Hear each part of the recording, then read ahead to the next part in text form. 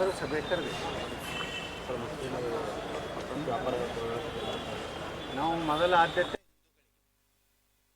ಮುಸ್ಲಿಮರು ಏನಾರ ಏನು ಕಾಫಿರ್ ಜಾತ್ರೆಯಲ್ಲಿ ಬರುವುದು, ವ್ಯಾಪಾರ ಮಾಡೋದು, ಕಾಫಿರ್ ಕೊಟ್ಟ ಹಣದಿಂದ ಅವ್ರು ಲಾಭ ಮಾಡಿದ್ರೆ ಅದು ಅವ್ರ ಹರಾಮಾಗ್ತದೆ.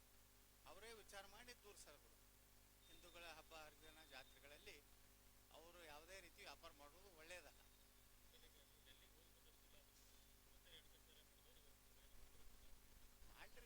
ಮಾಡ್ಲಿಕ್ಕೆ ಯಾರು ಬೇಡ ಏನು ಅವ್ರಿಗೇನು ಭಯ ಬಂದಿರ್ಬೇಕು. ಏನಾರೆ ಯತ್ನಾಳ್ ಹೊರಗೆ ಹಾಕೋದು ಆಗಲಿಲ್ಲಲ್ಲ ಅಂತ ಪಾಪ ಹತಾಶೆ ಆಗಿದ್ರು. ಅದಕ್ಕೆ ಸಭೆ ಮಾಡ್ತಾ ಇದ್ದಾರೆ. ಮಾಡಲಿ, ಎಷ್ಟು ಸಭೆ ಮಾಡ್ತಾರೆ ಒಳ್ಳೇದು.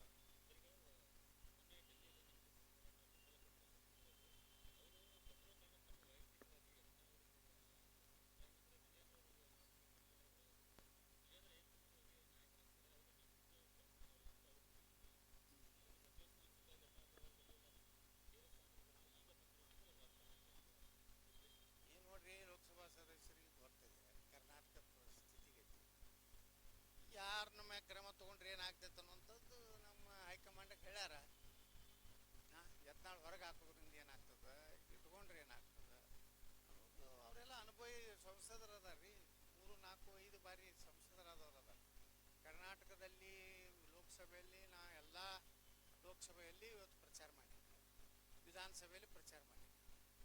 ಮತ್ತು ಅವ್ರಿಗೆ ಗುರ್ತದೆ ಯತ್ನಾಳವರು ಈ ಬಗ್ಗೆ ಜನರ ಪ್ರೀತಿ ಐತಿ. ಆ ದೃಷ್ಟಿಯಿಂದ ಲೋಕಸಭಾ ಸದಸ್ಯರು ನನ್ನ ಮ್ಯಾಗೂ ವಿಶೇಷ ಪ್ರೀತಿ ಐತಿ. ಅದಕ್ಕೆ ಅವರು ಅಲ್ಲಿ ಅಭಿಪ್ರಾಯ ವ್ಯಕ್ತಪಡಿಸಿರ್ಬೋದು. ವಕಫ್ ನಿರಂತರ ನಡೆದರೆ ಈಗ 2ನೇ ಹಂತದ್ದು ನಾವು ಬಳ್ಳಾರಿ ಮತ್ತು ಹೊಸಪೇಟೆ ಹೋಗ್ತಾ ಇದ್ದೀವಿ, ವಿಜಯನಗರ ಹೋಗ್ತಾ ಇದ್ದೀವಿ. ಮುಂದೆ ಹಂತವಾಗಿ ಇದು ಅಧಿವೇಶನ ಮುಗಿದ ಮೇಲೆ ಹಂತವಾಗಿ ಒಟ್ಟಾರೆ ಈ ದೇಶದಲ್ಲಿ ಒಂದು 2-3 ಕಾನೂನುಗಳು ಭಾಳ ಅವಶ್ಯಕ. ಒಂದು, ಸಂಪೂರ್ಣ ವಕಫ್ ರದ್ದಾಗಬೇಕು. ಈಗಾಗಲೇ ಪ್ರಧಾನಮಂತ್ರಿಗಳು 1 ನೇಷನ್ 1 ಎಲೆಕ್ಷನ್, ಈಗಾಗಲೇ ಒಂದು ಚುನಾವಣೆ ಅಥವಾ ಈಗಾಗಲೇ ಅವರು ಇದರಲ್ಲಿ ಪಾರ್ಲಿಮೆಂಟಿಗೆ ತರಲಾಕತ್ತಾರ. ಇನ್ನೊಂದು ಸಮಾನ ನಾಗರಿಕ ಸಂಹಿತೆ, ಎಲ್ಲರಿಗೂ ಒಂದೇ ಕಾನೂನು. ಈ 3 ದೇಶದ ಮುಂದೆ ಭಾಳ ದೊಡ್ಡ ಒಂದು ಏನು ನಮ್ಮ ದೇಶದ ಭದ್ರತೆ ದೃಷ್ಟಿಯಿಂದ, ಸುರಕ್ಷತೆ, ಹಿಂದೂಗಳ ಸುರಕ್ಷತೆ ದೃಷ್ಟಿಯಿಂದ 3 ಕಾನೂನುಗಳು ಭಾಳ ಅವಶ್ಯಕ. ನಮ್ಮ ಪ್ರಧಾನಮಂತ್ರಿಗಳ ಮೇಲೆ ವಿಶ್ವಾಸ ಇದೆ. ಆವಾಗ 1 ನೇಷನ್ 1 ಇಲೆಕ್ಷನ್ ಅಂತ ಏನು ತೊಗೊಂಡು ಬಂದರು ಪಾರ್ಲಿಮೆಂಟಿಗೆ, ನಿಶ್ಚಿತವಾಗಿಯೂ ನಾವು ಅಲ್ಲಿ ಬಹುಮತ ಪಡಿತೀವಿ. ಮುಂದಿನ ಬಜೆಟ್ ಅಧಿವೇಶನದಾಗ ವಕಫ್ ಭಾಳ ತಿದ್ದುಪಡಿ ಆಗ್ತದೆ. ಬರೀ 44 ತಿದ್ದುಪಡಿ ತೊಗೊಂಡು ಬಂದಾರೆ. ಅದನ್ನು ಪೂರ್ತಿ ರದ್ದು ಮಾಡಬೇಕಂತ ನಾವು ನಿನ್ನೆನೂ ವಿಧಾನಸಭೆಯಲ್ಲಿ ನಾವು ಮಾತಾಡಿದ್ದೀವಿ. ಅದೇ ರೀತಿ ದೇಶದಲ್ಲಿ ಇವತ್ತು ನಾವು ಮೊನ್ನೆ ದೆಹಲಿಗೆ ಹೋದಾಗ ಕೊಟ್ಟಂಥ ಮಾಹಿತಿ ನೋಡಿ ನಮ್ಮ ಆ ಕಮಿಟಿಗಿರುವಂಥ IAS ಅಧಿಕಾರಿಗಳು ಸಹಿತ ಗಾಬರಿಯಾಗ್ಯಾರ. ಇಷ್ಟು ಕೆಟ್ಟ ಕರಾಳ ಶಾಸನ ಇದೆ, ಇದನ್ನು ಪೂರ್ತಿ ನಾವು ಕ್ಯಾನ್ಸರ್ ಇದ್ದಂಗೆ ಇದೊಂದು ಹೇಳ್ತಾರವರು. ಮೊನ್ನೆ ಒಬ್ಬ ಬೆಂಗಳೂರು MLA ಭಾಷಣ ಮಾಡೋರು, 3 ಕೋಟಿ ಎಕರೆ ಕೃಷಿಗೆ ಯೋಗ್ಯ ಇದೆ, ಅದರ 1 ಕೋಟಿ ಎಕರೆ ನಮ್ಮದಿದೆ ಅಂತ ಹೇಳ್ತಾನೆ. 1 ಕೋಟಿ ಅಂದ್ರೇನು, ಲಕ್ಷ ಅಂದ್ರೇನು ಗೊತ್ತಿಲ್ಲ ಪಾಪ. ಈಗ ಜಮೀರ್ ಅಹ್ಮದ್ನು ಹೇಳಿದ್ರು ನಾವು ಯಾವುದೇ ಇದನ್ನು ಮುಟ್ಟುವುದಿಲ್ಲ ಅಂತ ಹೇಳಿ. ಆದರೆ ಇವ್ರ ಕೈಯಾಗಿಲ್ಲ. ಈಗಾಗಲೇ ಅಲ್ಲಿ ಸಾಕಷ್ಟು ವಿವರವಾಗಿ ನಾ ಅಸೆಂಬ್ಲಿಯಲ್ಲಿ ಮಾತಾಡಿದ್ದೀನಿ. ಇವ್ರ ಕೈಗೇನೂ ಇಲ್ಲ. ಪಾರ್ಲಿಮೆಂಟ್ನಲ್ಲಿ ನಿಮಗೇನಾದರೂ ನಿಜವಾಗಿ ರೈತರ ಜಮೀನ, ಮಠ ಮಂದಿರ ಜಮೀನುಗಳನ್ನು ಮುಟ್ಟುವುದಿಲ್ಲ ಅಂತ ಹೇಳಿ ನಿಮ್ಗೆ ನಿಜವಾಗಿ ಕಳಕಳಿದ್ರೆ ಏನು ನರೇಂದ್ರ ಮೋದಿಯವರು ವಕಫ್ ತಿದ್ದುಪಡಿ ಅಂತ ತೊಗೊಂಡ್ಬಂದ್ರೆ ಬೆಂಬಲ ಕೊಡಿ. ಇಲ್ಲಾಂದ್ರೆ ನೀವು ಮುಸ್ಲಿಮರ ಪರವಾಗಿ ಅದಿರತ್ತ ಹೇಳಿ ಈ ದೇಶದ ಜನರಿಗೆ ಗೊತ್ತಾಗ್ತದೆ.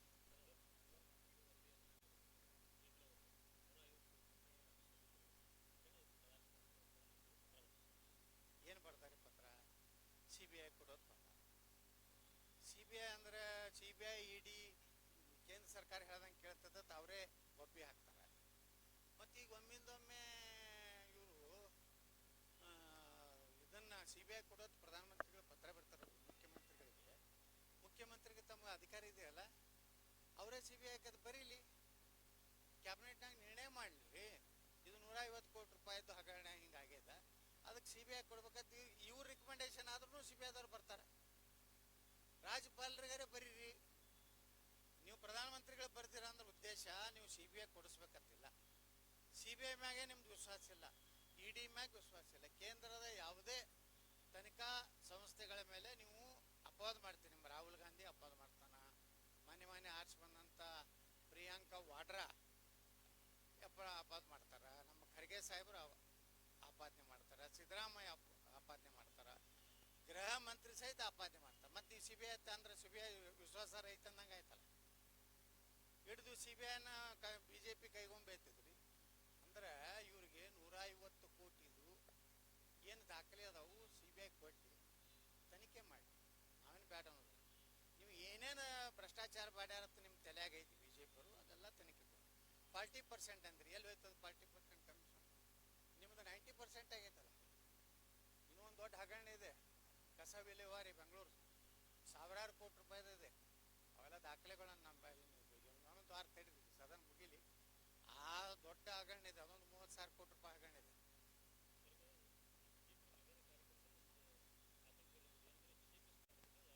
ಯಾವುದು ಪಾಪ ಅವ್ರು ವಿಜೇಂದ್ರ ಇದು ಬಿ ಜೆ ಪಿ ಕರ್ನಾಟಕದಿಲ್ಲ, ಅದನ್ನು ಚೇಂಜ್ ಮಾಡಬೇಕದು. ವಿಜೇಂದ್ರ ಜೈ ವಿಜೇಂದ್ರ ಕರ್ನಾಟಕ. ಹೌದು, ಪಾಪ ಅವ್ರ ಕಾರ್ಯಕರ್ತರು ನೋಡ್ರಿ, ನಾವು ವಕಫ್ ಇಟ್ಟು ಮಾಡಿದೀವಿ ಅಂತೇಳಿ ಇವ್ರು ಇಡೀ ರಾಷ್ಟ್ರ ಮಟ್ಟದಲ್ಲಿ ಒಂದು ಚರ್ಚೆ ಆಯಿತು. ಮಹಾರಾಷ್ಟ್ರ ಚುನಾವಣೆ ಮೇಲೆ ಎಫೆಕ್ಟ್ ಆಯಿತು, ಭಯ ಬಂತು ನಮ್ಮ ಹಿಂದೂಗಳಿಗೆ. ಇದೇ ಕಾಂಗ್ರೆಸ್ ಬಂದ್ಬಿಟ್ರೆ ಮುಂದಿನ ದಿವಸಗಳಲ್ಲಿ ಇಡೀ ನಮ್ಮ ಆಸ್ತಿನೇ ಹೆಂಗಾದ್ರು ಹಿಂದಕ್ಕೆ ಮನೆ ಲೋಕಸಭಾದಾಗ ನಮ್ಮ ಖರ್ಗೆಯವ್ರು ಹೇಳ್ಯಾರಲ್ಲ, ಹಿಂದೂಗಳ ಮನ್ಯಾಗ ಹೊಕ್ಕು ಹೊಡೆದು ಅವ್ರ ಬಂಗಾರ ಅವ್ರ ಆಸ್ತಿ ಕಸ್ಕೊಂಡು ನಾವು ಮುಸಲ್ಮಾನರಿಗೆ ಕೊಡ್ತೇವೆ. ಖರ್ಗೆ ಅವ್ರದ್ದೇ ಸ್ಟೇಟ್ಮೆಂಟ್ ಐತಿ. ಅಂದ್ರೆ ಅವ್ರ ಉದ್ದೇಶ ಏನೈತೆ ಅಂದ್ರೆ ಹಿಂದೂಗಳನ್ನ ಮನೆ ಹೊಕ್ಕು ಹೊಡೆದು ತಂದು ನಾವು ಕೊಡ್ತೇವೆ ಅನ್ನೋ ಸ್ಟೇಟ್ಮೆಂಟ್ ಕೊಟ್ಟ ಮ್ಯಾಗ ಇನ್ನ ಹಿಂದೂಗಳಿಗೆ ಬುದ್ಧಿ ಬಂದಿಲ್ಲ ಅಂದ್ರೆ ಅದೇ ದುರ್ದೈವ ದೇಶದ್ದು. ವಕಫ್ ರದ್ದು ಆಗದೆ ಇದ್ರೆ ಭಾಳ ದೊಡ್ಡ ಅನಾಹುತ ಆಗ್ತದೆ. 3 ಪಾಕಿಸ್ತಾನದಟ್ಟರು ಆಸ್ತಿ ಬೇಡ್ಲಕತ್ತಾರ. ಅದಕ್ಕೆ ಸಂಪೂರ್ಣ ರದ್ದು ಆಗ್ಬೇಕು. ಅದು ಭಾರತ ಸರ್ಕಾರದ ಆಸ್ತಿ ಆಗ್ಬೇಕು. ಮಠ ಮಂದಿರಗಳು ರೈತರದು, ಒಬ್ಬ ರೈತನ ಹೊಲದ ಮೇಲೂ ಯಾವುದೇ ಕಾಲಂನಲ್ಲಿ ವಕಫ್ ಇರಬಾರ್ದು. ಇದು ನಮ್ಮ ಹೋರಾಟ. ನಾವು 2ನೇ ಹಂತದ ಹೋರಾಟ ಮಾಡ್ತೀವಿ, 3ನೇ ಹಂತ ಮಾಡ್ತೀವಿ. ದಾವಣಗೆರೆಯಲ್ಲಿ ಕೊನೆಗೆ ದೊಡ್ಡ ಸಮಾವೇಶ ಮಾಡ್ತೀವಿ. ನಾಳೆ ಸೋಮವಾರ ಮೊದಲ ಹೊಸ ಶಾಸಕರೇನ ಮೊದಲ ಬಾರಿಗೆ ಆರಿಸಿ ಬಂದಾರ, ನಾಳೆ ಮಾತಾಡ್ತಾರೆ. ನಾವೆಲ್ಲ ಹಿರಿಯ ಶಾಸಕರು ಮಂಗಳವಾರ ಬುಧವಾರ ಮಾತಾಡ್ತಾರೆ. ನಾ ಹೇಳೆ, ನಾವು 2A ಕೇಳೇ ಇಲ್ಲ. 2Aದು ಪ್ರಸ್ತಾವನೆ ಯಾರು ಮಾಡಿದವರು? ಕಾಂಗ್ರೆಸ್ಸಿನ ಒಬ್ಬ ಮಾಜಿ ಶಾಸಕ, ಈಗ ಹಾಲಿ ಶಾಸಕ. ನಾವು ಮೊದಲು ಹೇಳಿದ್ವಿ 2Aದಾಗ ನಾವು ಹೋಗುವುದಿಲ್ಲ, ಬೇಡ. ಯಾಕಂದ್ರೆ 104 ಸಮುದಾಯ ಅದಾವು, ಅವರ ಹಕ್ಕನ್ನು ಕಸ್ಕೋಲಿಕ್ಕೆ ನಮ್ಗೆ ತಯಾರಿಲ್ಲ. ಅದಕ್ಕೆ ನಾವು BJP ಪ್ರಧಾನಮಂತ್ರಿಗಳು ಅಮಿತ್ ಶಾ ಅವರು, ನಡ್ಡಾ ಅವರು, ವಿಶೇಷವಾಗಿ ನಮ್ಮ ಇವರು ಶೋಭಾ ಕರಂದ್ಲಾಜೆ, ಇವೊಂದು ನಾವು ಬೊಮ್ಮಾಯಿ ಅವರು ಸೂತ್ರ ಕಂಡು ಹಿಡಿದಿವಿ. ಏನಪ್ಪ ಅಂದ್ರೆ ಇವ್ರೇನು ಮುಖ್ಯಮಂತ್ರಿಗಳು ಹೇಳ್ತಾರಲ್ಲ, ಸಂವಿಧಾನ ವಿರೋಧಿ ಅಂತ ಹೇಳ್ತಾರೆ ಮೀಸಲಾತಿಗಳು. ಆ ಪುಣ್ಯಾತ್ಮರು 4% ಮುಸ್ಲಿಮರಿಗೆ ಮೀಸಲಾತಿ ಕೊಟ್ಟರೆ ಅದೇ ಸಂವಿಧಾನ ವಿರೋಧಿ. ಹಿಂದೂಗಳು ಯಾವುದೇ ಹಿಂದೂಗಳ ಒಳಗಿರುವಂಥ ಜಾತಿಗಳಿಗೆ ಯಾವುದೇ ರೀತಿಯ ಸಂವಿಧಾನ ಅಲ್ಲ. ಒಬ್ಬ ರಾಜ್ಯದ ಮುಖ್ಯಮಂತ್ರಿಯಾಗಿ ವಕೀಲರಿಗೆ ಗೊತ್ತಿಲ್ಲ ಸಂವಿಧಾನ ಅಂದ್ರೇನು. ನೀವು 4% ಹೆಂಗೆ ಮುಸ್ಲಿಮರಿಗೆ ಕೊಟ್ರಪ್ಪ? ಅದೇ ಈಗಾಗಲೇ ಹೈಕೋರ್ಟ್ ಆಂಧ್ರದಾಗ ಅದು ಅಸಂವಿಧಾನಿಕತ್ತಾಗೈತಿ, ಪಶ್ಚಿಮ ಬಂಗಾಳದ ಹೈಕೋರ್ಟ್ನಾಗ ಅಸಂವಿಧಾನಿಕತ್ತಾಗೈತಿ, ಸುಪ್ರೀಂ ಕೋರ್ಟ್ನಾಗ ಮೊನ್ನೆ ಜಸ್ಟಿಸ್ ಗವಾಯಿ ಅವರ ಪೀಠ ಭಾಳ ಸ್ಪಷ್ಟವಾಗಿ ಹೇಳ್ಯದ. ಪಶ್ಚಿಮ ಬಂಗಾಳ ವರ್ಸಸ್ ಇದು ಏನು ಗೌರ್ಮೆಂಟ್ ಆಫ್ ಇಂಡಿಯಾದ್ದು ಇದರಲ್ಲಿ ಕೇಸಲ್ಲಿ ಹೇಳ್ತಾರೆ, ಮುಸ್ಲಿಮರಿಗೆ ಧರ್ಮ ಆಧಾರಿತ ಮೀಸಲಾತಿ ಕೊಡ್ಲಾಕೆ ಬರುವುದಿಲ್ಲ, ನೀವು ಹೆಂಗೆ ಕೊಟ್ಟರೆ ತರಾಟೆ ತೊಗೊಂಡು. ಅದಕ್ಕಿದು 4% ಅಂತೂ ರದ್ದು ಮಾಡಲೇಬೇಕು. ನಾವು ಒಕ್ಕಲಿಗರು ಅವರೆಲ್ಲ ಕಮ್ಯುನಿಟಿ ಕೂಡಿ ದೇವೇಗೌಡರಿದ್ದಾಗ ಅವ್ರಿಗೆ 4% ಕೊಟ್ಟಾರ. ಅಲ್ಲಿದಿಂದ ನಮ್ಮ ಲಿಂಗಾಯತ್ ಒಳಗೇನಿತ್ತು 3B ಇತ್ತು. 3B ಒಳಗೆ ಏನಾಗಿತ್ತು, ಕೆಲವೊಂದು 2Aದಾಗೂ ಇದ್ರು, 3Bದಾಗ ಅದ್ರ ಲಾಭ ಎಲ್ಲ ಕಡೆ ತಗೋತೀವಿ ಜನರಲ್ದಾಗ. ಅದಕ್ಕೆ ನಾವೇನು ಮಾಡಿದ್ರು, ಮೋದಿಯವರು ಮತ್ತು ಅಮಿತ್ ಶಾ ಅವರು ಕೂಡಿ ಆ 4% ಮುಸ್ಲಿಂ ಕೋರ್ಟ್ ರಿಸರ್ವೇಷನ್ ತೆಗೆದು ಹಾಕಿ ಒಕ್ಕಲಿಗರ ಇಡೀ ಎಲ್ಲ ಸಮುದಾಯಗಳಿಗೆ 6% ಮಾಡಿದ್ರು. ನಮ್ಗೆ ಲಿಂಗಾಯತರು, ವೀರಶೈವ ಲಿಂಗಾಯತರು, ಮರಾಠರು, ಜೈನರು, ಅಲ್ಲಿಂದ ಕುರುಬ, ಅಲ್ಲಿಂದ ವೈಷ್ಣವರು, ಕ್ರಿಶ್ಚಿಯನ್ರು ಕೂಡಿ ನಮಗೆ 7% ಕೊಟ್ಟಾರೆ. ಬರೀ ಪಂಚಮಸಾಲಿಯರು ಕೊಟ್ಟಿಲ್ಲ, ಪಂಚಮಸಾಲಿಯವ್ರು ಒಂದೇ ಇಲ್ಲ, ಎಲ್ಲ 40 ಜಾತಿ ಅದಾವೆ. ನಮಗೆ 7%. 2Aದಾಗ 104 ಜಾತಿ. ಬಿಸಿದಾಗ ಇವರೆಲ್ಲ ಒಕ್ಕಲಿಗರೊಳಗೆ ಎಷ್ಟು ಜಾತಿ ಅದಾವ ಅವೆಲ್ಲ ಕೂಡಿ 67ನ ಆಗ್ತಾವ. ಅದು ಅದು ನಾವು 2A ಬೇಡಲ್ಲ, ಯಾರ ಕೈ ಆ ಕಾಲ ಕಡಿದ ಅವಶ್ಯಕತೆ ಇಲ್ಲ. ನಾವು ನಿರ್ಣಯ ಮಾನ್ಯ ವಿಧಾನಸಭಾದಾಗ ಹೇಳೀನಿ, ನಾವು 2Aದಾಗ ಬೇಡಲ್ಲ, ನಮ್ಮ 2Aದಾಗ ಬೇಡ. 104 ಜನ ಸಮುದಾಯದವ್ರಿಗೆ ನಾವು ಅನ್ಯಾಯ ಮಾಡ್ಲಿಕ್ಕೆ ತಯಾರಿಲ್ಲ, ಅವ್ರ ಕಿಸೆದಾಗ ನಾವು ಕೈ ಹಾಕ್ಲಿಕ್ಕೆ ತಯಾರಿಲ್ಲ. ನಮ್ಮದೇ ಒಂದು ಬಕೆಟ್ ಬೇರೆ ಐತಿ, ಅದ್ರಾಗ 7% ಐತಿ. ಅದು ಬರೀ ಪಂಚಮಸಾಲ ಲಿಂಗಾಯತರದಿಲ್ಲ, ಮರಾಠರದಾರ, ಜೈನರದಾರ, ಕ್ರಿಶ್ಚಿಯನ್ರದಾರ, ವೈಷ್ಣವರದಾರ, ಕುರುಬ ಅಂತ ಹೇಳಿ ಅವರು ಅದಾರ ನಮ್ದ್ರಾಗ. ಆದ್ರೂ ನಾವು ಅದಕ್ಕೇನು ತಕರಾರು ಮಾಡಿಲ್ಲ. ಇರ್ಲಪ್ಪ 7%ನಾಗ ನಾವೆಲ್ಲ ಹಂಚ್ಕೊಂಡು ತಿಂತೀವಿ. ಈ ಕೈ ಕಲ್ಲದು ಕಾಲು ಹಿಡಿದು ಎಲ್ಲ ಸಿದ್ದರಾಮಯ್ಯನವ್ರು ಇಂಥ ಹೇಳಿಕೆಗಳನ್ನು ಪ್ರಚೋದಿಸೋದು ಸರಿಯಲ್ಲ. ಸಿದ್ದರಾಮಯ್ಯನವರು ಕೊಡುವುದಿಲ್ಲಲ್ಲ, ಬಿಟ್ಬಿಟ್ಟು ನಾವು ಇನ್ಮ್ಯಾಗ ಸಿದ್ದರಾಮಯ್ಯ ಬಳಿ ಹೋಗೋದೇ ಇಲ್ಲ. ಮೀಸಲಾತಿ ಬೇಡಕ್ಕೆ ಸಿದ್ದರಾಮಯ್ಯ ಬಳಿ ಹೋಗೋದು. ನಾವು ಸುಪ್ರೀಂ ಕೋರ್ಟ್ನಾಗ ಈಗಾಗಲೇ ಮುಸ್ಲಿಂ ರಿಸರ್ವೇಷನ್ ಚರ್ಚೆ ನಡೆದದ. ಆ ಮುಸ್ಲಿಂ ರಿಸರ್ವೇಷನ್ ರದ್ದು ಆಯ್ತಂದ್ರೆ ಆಟೋಮೆಟಿಕ್ಲಿ ನಮ್ದು 2CD ಬರ್ತದೆ. ನಾವು ಯಾವ ಕಾಲಕ್ಕೂ ಸುಮ್ಮನೆ ಗುರುಗಳಿಗೆ ಅದು ಬೈದು ಬೇಡ. ಯಾವ ಕಾಲಕ್ಕೂ 2A ಇದಾಗ ನಾವು ಹೋಗುವುದಿಲ್ಲ. ಅದನ್ನ ಬೆಂಕಿ ಹಚ್ಚದವ್ರಿಗೆ ಕಾಂಗ್ರೆಸ್ ಅಲ್ಲೊಬ್ಬ ಮಾಜಿ ಶಾಸಕ ಈಗೇನು ಮಾತಾಡಕತ್ತಾನ ವಿಧಾನಸಭೆ ಒಳಗೆ, ಇವನೇ ನಮ್ಮ ಸರ್ಕಾರ ಬಂದ್ರೆ 15 ಮಿನಿಟ್ನಾಗ 2A ಕೊಡ್ತಾನೆ. ನಾವು ಭಾಳ ದೊಡ್ಡ ಆಶ್ವಾಸನೆ ಕೊಟ್ಟಾನ. ಆ 15% ಪೂರ್ತಿ ಪಂಚಮಸಾಲ ಕೊಡ್ತಾನೆ. ಹೆಂಗೆ ಕೊಡ್ತಾನೆ? ಏನಾರು ಬೇಕಲ್ಲ ಸ್ವಲ್ಪ. ಎಲ್ಲ ಅವ್ರನ್ನೇ ಮೊದಲು ಜೈಲಿಗೆ ಹಾಕಂತ ಹೇಳ್ತೇನೆ. ಯಾರಿಗೆ? ಸಿದ್ದರಾಮಯ್ಯ, ನಿಮ್ಮ ಪಾರ್ಟಿಯವ್ರು, ಲಕ್ಷ್ಮೀ ಹೆಬ್ಬಾಳ್ಕರು, ಇವರೆಲ್ಲ ಹಿಂದಿನ ಕ್ಲಿಪ್ಪಿಂಗ್ ತೆಗೆದು ನೋಡ್ರಿ. ಪ್ರಾಣ ಹೋಗಲಿ, ಪ್ರಾಣ ಹೋಗಲಿ, ಪ್ರಾಣ ಯಾವ ಬೇಕಾಗಿತ್ತು ಹೋರಾಟ ನೋಡ್ರಿ. ಹೋರಾಟ ನಾವು ಬರೇ ಒಂದು ಸಮುದಾಯಕ್ಕೆ ಮಾಡ್ಲಕತ್ತಿಲ್ಲ. ನಾವು ಮರಾಠ, ಜೈನ, ಕ್ರಿಶ್ಚಿಯನ್, ಅಲ್ಲಿ ವೈಷ್ಣವ ಅಂದ್ರೆ ಎಲ್ಲ ಜನಾಂಗದ ಒಂದು ಪ್ರತಿನಿಧಿಯಾಗಿ ನಾವು ಮಾಡ್ಲಕತ್ತೀವಿ. ಆ 7%ನಾಗ ನಮ್ಗೆ ಎಷ್ಟು ಬರ್ತದ? 1.5-2% ಬರ್ತದ. ಜೈನ್ ಸಮುದಾಯದವರು ಅದಾರ, ದಿಗಂಬರ ಜೈನರು ಅದಾರ. ನಮ್ಮ ಮರಾಠ ಸಮಾಜದಲ್ಲಿ ಸುಮಾರು 8 ಇದು ಅದಾವ, ಸಬ್ ಕಾಸ್ಟ್ ಮರಾಠ. ಅವೆಲ್ಲ ನಿಮ್ಗೆ ಲಿಸ್ಟ್ ಕೊಡ್ತೀನಿ, ಯಾವ್ಯಾವ ಮರಾಠರೊಳಗೆ ಅದಾರ, ಯಾವ ಜೈನ ದಿಗಂಬರ, ಕ್ರಿಶ್ಚಿಯನ್ರು ಅದಾರ, ವೈಷ್ಣವ ಒಂದು ಸಣ್ಣ ಸಮುದಾಯ ಅದಾವ. ಅಲ್ಲಿ ಕುರುಬ ಜನಾಂಗನೂ ಐತಿ.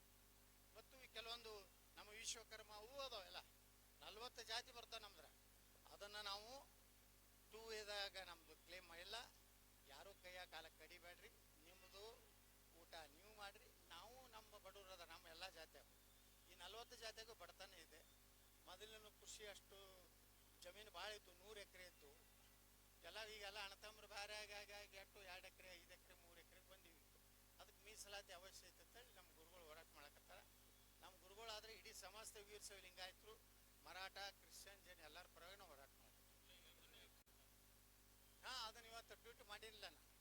ನೋಡ್ರಿ, ಎಕ್ಸಾಮಿನೇಷನ್ ಪೇಪರು ಎಟ್ಟಕ್ಕೆ ತೊಗೊಂಡು ಬರ್ತಾನೋ ನೋಡಿರಲ್ಲ ನೀವು, ವಿಡಿಯೋ ಸಹಿತ ಹಾಕಿನ. ಈ ರೀತಿ ಉದ್ದೇಶಪೂರ್ವಕವಾಗಿ ತಮಗೆ ಬೇಕಾದವ್ರನ್ನಲ್ಲಿ ನೇಮಕಾತಿ ಮಾಡ್ಲಕ್ಕ ಇಡೀ ವ್ಯವಸ್ಥೆನೇ ಇವರು ಬುಡ ಮೇಲೆ ಮಾಡ್ಲಕತ್ತ. ಇವತ್ತು ಹೇಳ್ತಾರೆ PSI ಹಗರಣ ಎಲ್ಲಿ ಹೋಯ್ತು? ಪ್ರಿಯಾಂಕಾ ಖರ್ಗೆ ಎಷ್ಟು ಜಿಗಿದಾಡ್ತಿದ್ರು. ಈಗ ಯಾಕೆ PSI ಹಗರಣ ಮಾತಾಡಲಾಗ್ಯಾರ? ಯಾಕಂದ್ರೆ ಖರ್ಗೆ ಅವ್ರದ್ದು ಕೈ ಇರ್ಬೇಕತ್ತ ನನಗೆ ಅನ್ಸ್ಲಾಕತ್ತೈತಿ. ಅದಕ್ಕೆ ಸುಮ್ಮ ಗೊತ್ತ. ಅವ್ರದ್ದು ಒಂದಿಷ್ಟು ಅಪಾಯಿಂಟ್ಮೆಂಟ್ ಆಗ್ಯಾವತ್ತು ನಾನು ಗುರ್ತೈತೀನಿ. ಅದಕ್ಕೆ ಈಗ ಗಪ್ಪಾಗಿಬಿಟ್ರಿ. ಈಗ 150 ಕೋಟಿ ಎಬ್ಸ್ಕೊಂಡು ಗೊತ್ತ ನನಗೆ. ಇದನ್ನು ಸುಮ್ಮನೆ ಬೇಕೇ.